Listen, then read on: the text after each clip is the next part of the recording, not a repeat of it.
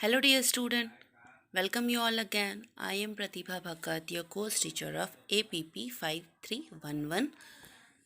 So, in last class, we had all completed all the diseases of rice, and today we will start the another crop, which is groundnut. And today, lecture on is on Tikka disease of groundnut, which is also called as early leaf spot and late leaf spot. So let's start. So basically, the disease is called Tikka disease of groundnut, but this disease developed two different symptoms because these two different symptoms caused by two different pathogens.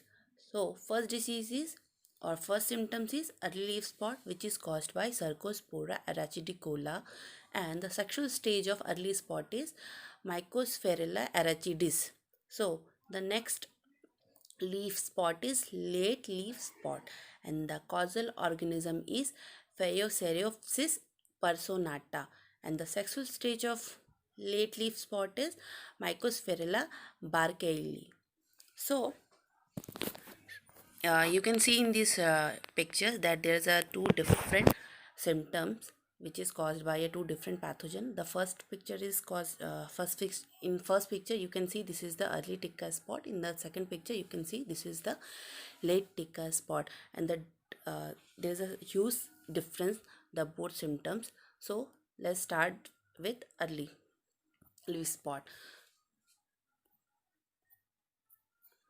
So in early leaf spot जो symptoms होता है वो usually क्या होता है, वो 35 days के, यानी कि जब आप क्रॉप सोइंग करते हैं, सोइंग करने के बाद जब सीडलिंग उसमें रेडी हो जाता है, तो सीडलिंग जब स्टेज सोइंग करने के बाद का जो स्टेज रहता है उसमें 35 डेज़, विद इन 35 डेज़ के अंदर जो अर्ली लीफ स्पॉट के सिम्टम्स अपीयर होना प्लांट में स्टार्ट हो जाते हैं.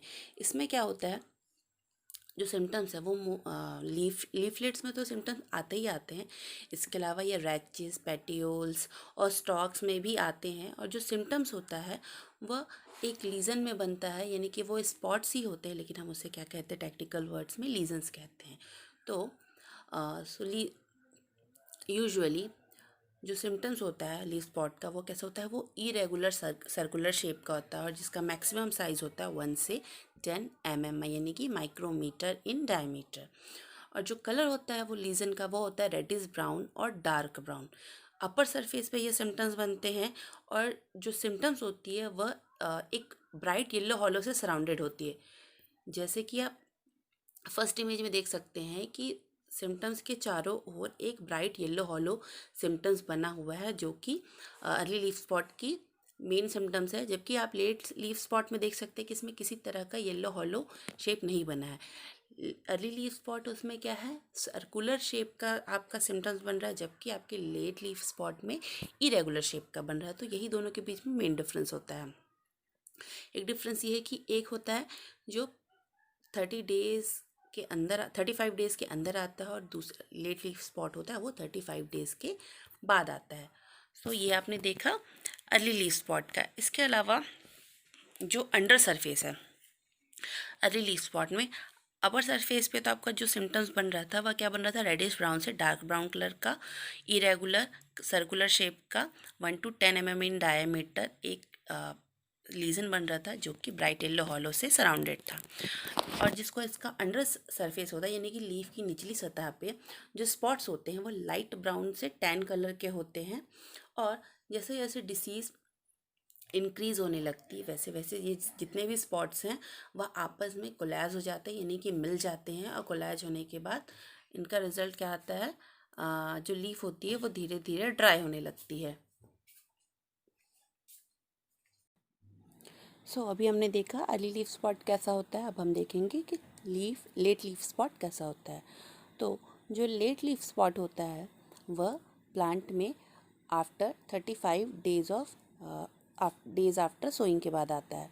यानी कि जो अर्ली लीफ स्पॉट होता है वो क्या होता है, 35 डेज़ के पहले आता है सोइंग के, और सोइंग करने के बाद 35 डेज़ बाद आपका आता है लेट लीफ स्पॉट. इसीलिए अर्ली लीफ स्पॉट को अर्ली लीफ स्पॉट कहा जाता है क्योंकि वो 35 डेज़ के अंदर आता है, और लेट लीफ स्पॉट को लेट लीफ स्पॉट इसलिए कहा जाता है क्योंकि वो 35 डेज़ के बाद आता है प्लांट में, इसीलिए दोनों का अकॉर्डिंग टू देयर अपीयरेंस उनका नाम रखा गया है। अब हम देखते हैं कि उसकी जो लीजन्स बनते हैं यानी कि जो स्पॉट्स बनते हैं वो कैसे बनते हैं। जो लेट लीफ स्पॉट होता है वह इरेगुलर टू सर्कुलर कलर का होता है और उसमें येलो हॉलो जो होता है वो बिल्कुल भी नहीं पाया जाता। इसमें क्या होता है, केवल एक अर्ली जो लीफ होता है वह, जैसे कि हम बेटर होगा कि इमेज में देखते हैं। इमेज में आप देख सकते हैं कि जो सिम्टम्स होता है वो स्टार्टिंग में जो होता है लाइट ब्राउन कलर से स्टार्ट होता है, पर धीरे धीरे जैसे ही डिसीज़ डेवलप होती जाती है सिम्टम्स और ही डार्क कलर में होने लगता है, तो वो डार्क ब्राउन से ब्लैक कलर में कन्वर्ट होने लगता है और इसमें किसी भी तरह की ब्राइट येलो हॉलो इसमें सराउंडेड नहीं रहती है। जैसे कि अर्ली लीफ स्पॉट में क्या होता है, आपका ब्राइट येलो हॉलो सराउंडेड रहता है, जबकि आपके लेट लीफ स्पॉट पे ब्राइट येलो हॉलो सराउंडेड नहीं होता। और इसमें भी जैसे ही डिसीज़ धीरे धीरे कोलैज होने जाती है, यानी कि सिम्टम्स जो हैं आपस में, डिसीज जैसे जैसे डेवलप करती जाएगी सिम्टम्स आपस में मिलते चले जाएंगे और धीरे धीरे लीफ क्या हो जाएगी, ड्राई हो जाएगी। और अगर पूरे प्लांट में ये इन्फेक्शन हो जाएगा तो प्लांट पूरी तरह से जो लीफ पार्ट्स हैं इसके वह डैमेज हो जाएंगे और मर जाएंगे। सो ये था दोनों का ही सिम्टम्स। सो दोनों ही केस में क्या होता है, जो प्लांट में जो फोटोसिंथेसिस की टिश्यूज़ होती है वह धीरे धीरे रिड्यूस होने लग जाती हैं, क्योंकि उसमें पैथोजन काफ़ी टिश्यूज़ को डैमेज कर चुका होता है, इसलिए जो हेल्दी टिश्यूज़ हैं वो बहुत ही कम रह जाती हैं और धीरे धीरे इसमें फोटोसिंथेसिस की भी रिडक्शन होने लगता है। इसी वजह से प्लांट मरने लगता है, जिसकी वजह से एल्ड में भी कमी आती है और जो क्वालिटी ऑफ नट्स होता है वो भी बहुत ही बेकार होता है, यानी कि अच्छा उसमें अच्छी तरह की या अच्छी किस्म की नट्स की क्वालिटी नहीं होती, उसमें अच्छा प्रोडक्शन हमें नहीं मिल पाता। तो यह था लेट लीफ स्पॉट और अर्ली लीफ स्पॉट के सिम्टम्स। अब हम नेक्स्ट देखेंगे कि आप देख सकते हैं कि इसके स्टेम में किस तरह का सिम्टम्स बन रहा है। ये आपका लेट लीफ स्पॉट और अर्ली स्पॉट दोनों में ही सेम तरह के सिम्टम्स बनते हैं। आपके अगर स्टेम की बात करें तो सो अब हम देखते हैं ईटियोलॉजी के बारे में। सो पहले हम देखेंगे अर्ली लीफ स्पॉट का, यानी कि सर्कोस्पोरा एराचिडिकोला का। तो जो सर्कोस्पोरा होता है वह क्या प्रोड्यूस करता है, फंगस। फंगस यह भी एक क्या है, फंगल डिजीज है, तो यह भी क्या करता है, mycelium conidiophore and conidia produce होता है। इसके अलावा जो फंगस है वो इंटरसेल्यूलर और इंट्रासेल्यूलर दोनों ही होता है। प्रीवियस जो आपका फर्स्ट ईयर का सेकंड सेमेस्टर का कोर्स है, मैंने आपको बताया था कि इंटरसेल्यूलर और इंट्रासेल्यूलर फंगस क्या होते हैं।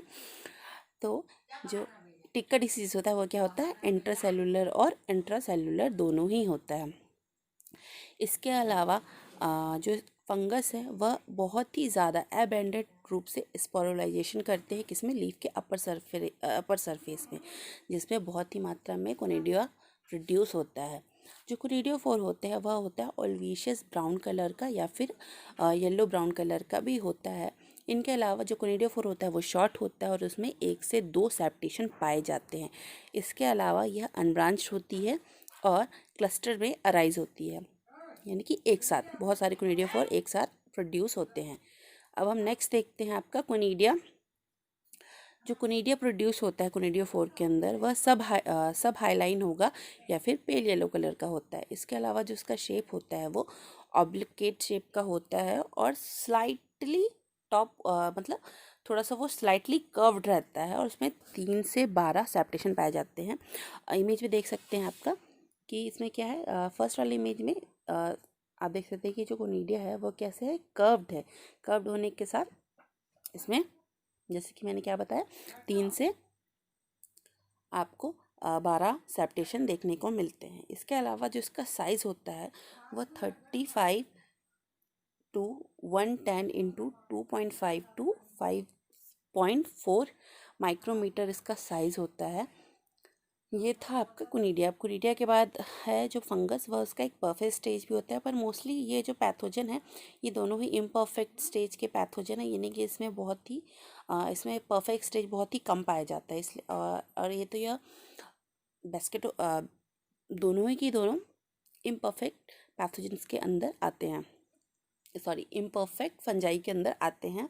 सो अगर परफेक्ट स्टेज बनता है, जो परफेक्ट स्टेज में इसमें बनता है इसमें एसआई का प्रोडक्शन होता है।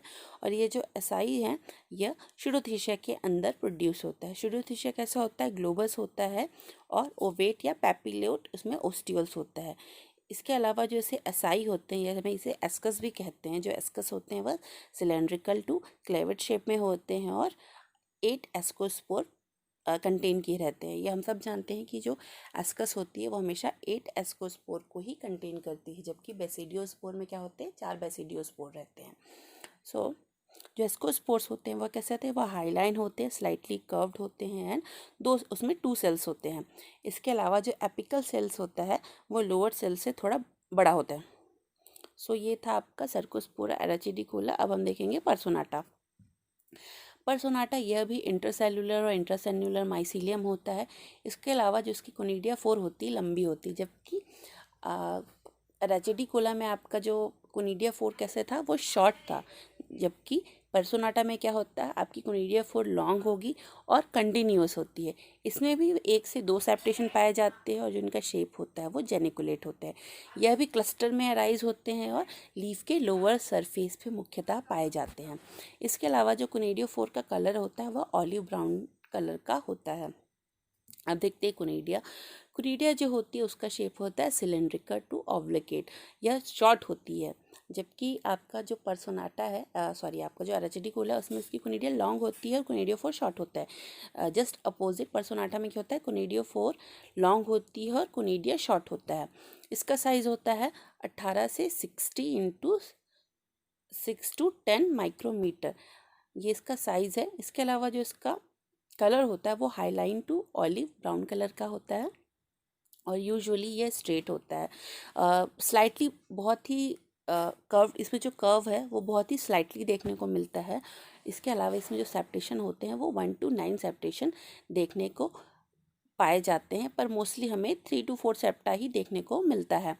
जबकि आपका जो रेचिडिकोला उसमें हमेशा 13 तक के सेप्टेशन देखे जा सकते हैं, लेकिन इसमें मोस्टली 3 से 4 सेप्टेशन ही देखने को मिलता है पर्सोनाटा में, पर यूजुअली इसमें 9 सेप्टेशन तक ही बनते हैं, जो कि बहुत ही रेयर केस है।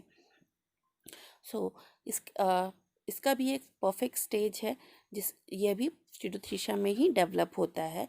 पर्सोनाटा भी सीडोथीशा में बनता है जिसमें एस्कस्पोर प्रोड्यूस होते हैं, और ये जो एस्कोस्पोर होते हैं यानी कि जो सीडोथीशा होता है वो ग्लोबल शेप का होता है और इसका जो ऑस्टियोल्स है वो ब्रॉडली ओवेट होता है और उसका विथ पैपिलेट ऑस्टियोल। जो एसाई होते हैं वो सिलेंड्रिकल टू ओवेट होते हैं और ये भी 8 एस्कोस्पोर को कंटेन किए रहते हैं। इसके अलावा जो एस्कोस्पोर होते हैं वो 2 सेल्ड होते हैं और इसमें सेप्टम और हाईलाइन मतलब इसके जो स्पोर होते हैं वो सेप्टेड और हाईलाइन ही होते हैं। ये था आपका ईटियोलॉजी ऑफ टिक्का डिसीज़। अब हम देखते हैं इमेज में आप देख सकते हैं कि दोनों ही पैथोजन आपस में बहुत ही डिफरेंट हैं, जो कि मैंने आपको प्रीवियस बता चुकी हूँ कि इसके कोनिडिया 4 देखिए, जैसे कि आपका सर्कोस्पोरा एराचिडिकोला इसमें कोनिडिया 4 शॉर्ट है, जबकि आपका सर्कोस्पोरा पर्सोनाटा में क्या है, आपका कोनिडिया 4 लॉन्ग है और इसका कोनिडिया शॉर्ट है और इसका एराचिडिकोला के कोनिडिया कैसे हैं, लॉन्ग है। अब हम नेक्स्ट देखेंगे इसका डिसीज़ साइकिल। तो मैस्ली जो डिसीज़ है पहले वो पेरिनेशन कैसे करता है या जिसे हम पेनिट्रेशन भी कहते हैं। तो जो कोनिडिया होता है वो क्या होता है, सॉइल से डिसीज़ प्लांट डेब्रिस में ऑलरेडी प्रेजेंट रहता है और कोनिडिया क्या करता है, मोस्टली जो सेल ऑफ ग्राउंडनट है उसको पेनिट्रेट करता है और उसमें इस तरह से वो सीड में आके रहता है।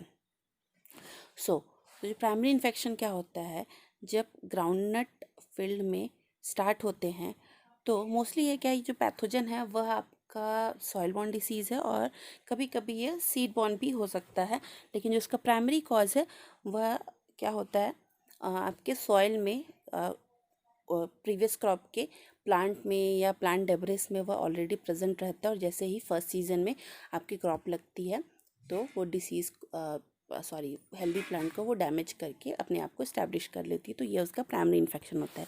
अब हम सेकेंडरी इन्फेक्शन है, वह हेल्दी प्लांट में सेम फील्ड में आपस में ही डेवलप होता है, आपस में ही ट्रांसमिट होता है और ये ट्रांसमिशन का जो रीज़न है वह होता है एयर। जो मोस्टली सेकेंडरी इन्फेक्शन का कारक है वह होता है एयरबॉर्न यानी कि जब कोनिडिया जो इसके स्पॉट्स होते हैं उसमें स्पोर प्रोड्यूस जब होते हैं तो स्पोर प्रोड्यूस होने के बाद यह एयर के थ्रू ट्रैवल करके एक ही फील्ड में हेल्दी प्लांट में जाके उनको भी इन्फेक्शन फैलाना स्टार्ट कर देते हैं। तो यह था उसका प्राइमरी और सेकेंडरी इन्फेक्शन। डिसीज साइकिल में आप देख सकते हैं दोनों ही डिसीज़ के लिए एक ही डिसीज साइकिल होगा, क्योंकि दोनों का ही डिसीज साइकिल सेम होता है, इसलिए दोनों का डिसीज साइकिल सेम होता है और इसलिए दोनों का अगर आप डिसीज साइकिल का इमेज भी बनाएंगे तो दोनों का सेम ही बनेगा। जैसे कि आप इमेज में देख सकते हैं कि मैंने कहा था कि इंटरसेल्यूलर और इंट्रासेल्यूलर दोनों होता है, तो इसमें आपको दोनों देखने को मिल रहा है कि इंटरसेल्यूलर के साथ साथ इंट्रासेल्यूलर भी होता है। नेक्स्ट हम देखेंगे इसका फेवरेबल फैक्टर्स। जिसके फेवरेबल फैक्टर्स होते हैं वह होता है कि रिलेटिव ह्यूमिडिटी इसका सबसे बहुत इंपॉर्टेंट है, और रिलेटिव ह्यूमिडिटी के लिए हमें इसकी अगर हाई रिलेटिव ह्यूमिडिटी होगी मैक्सिमम पीरियड के लिए तो जो इन्फेक्शन कॉज होगा वो बहुत ही मैक्सिमम इन्फेक्शन कॉज होगा, इसलिए हाई ह्यूमिडिटी इस डिसीज़ के लिए दोनों ही पैथोजन के लिए फेवरेबल कंडीशन है।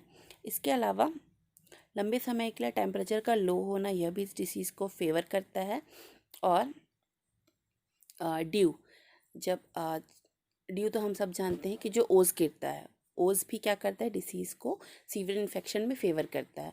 तो ये था आपका फेवरेबल कंडीशन। इसके अलावा हम देख सकते हैं कि अनफेवरेबल कंडीशन क्या हो सकते हैं।